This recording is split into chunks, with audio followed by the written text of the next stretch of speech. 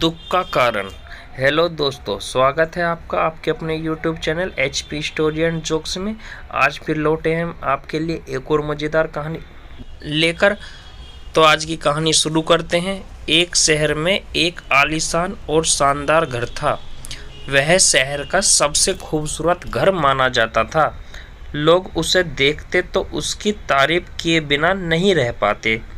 एक बार घर का मालिक किसी काम से कुछ दिन के लिए शहर से बाहर चला गया।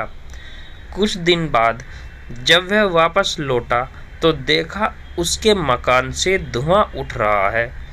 करीब जाने पर उसे घर से आग की लपटें उठती हुई दिखाई पड़ी। उसका खूबसूरत घर उसकी आंखों के सामने जल रहा था। वहाँ तमाशाबीन की भीड़ जमा थी जो उस घर के जलने का तमाशा देख रही थी। अपने खूबसूरत घर को अपनी ही आंखों के सामने जलता हुआ देख वह व्यक्ति चिंता में पड़ गया। उसे समझ आ रहा था कि अब क्या करे, कैसे अपने घर को जलने से बचाए। वह लोगों से मदद की गुहार लगाने लगा कि वे किसी तरह उसके घर को जलने से बचा लें। उसी समय उसका बड़ा बेटा वहां आया और बोला, पिताजी घबराए मत, सब ठीक हो जाएगा। इस बात पर कुछ नाराज होते हुए पिता बोला, कैसे न घबराऊं, कैसे सब ठीक हो जाएगा, मेरा इतना खूबसूरत घर जल रहा है। बेटे ने उत्तर दिया, पिताजी माफ़ कीजिए, एक बात मैं आपको अब तक नहीं बता पाया जो मैं आपको बताना चाहता था। कुछ दिनों पहले मुझे इस घर के लिए एक बहुत बढ़िया खरीदार मिला था। उसने मेरे सामान और मकान की कीमत की 3 गुना रकम का प्रस्ताव रखा। सौदा इतना अच्छा था कि मैं इनकार नहीं कर पाया और मैंने आपको बिना बताए सौदा तय कर दिया। यह सुन पिता की जान में जान आई। उसने राहत की सांस ली और आराम से यूं ही खड़ा हो गया जैसे सब कुछ ठीक हो गया। अब वह किसी से भी मदद नहीं मांग रहा था। अब वह भी वहां खड़े अन्य लोगों की तरह तमाशाबीन बनकर उस घर को जलते हुए देखने लगा। तभी उसका दूसरा बेटा आया और बोला, पिताजी हमारा घर जल रहा है और आप हैं कि बड़े आराम से यहाँ खड़े खड़े उसे ऐसे जलते हुए देख रहे हैं। आप कुछ करते क्यों नहीं? बेटा, चिंता की बात नहीं है, तुम्हारे बड़े भाई ने यह घर बहुत अच्छे दामों पर बेच दिया है। अब ये हमारा नहीं है, इसलिए अब कोई फर्क नहीं पड़ता।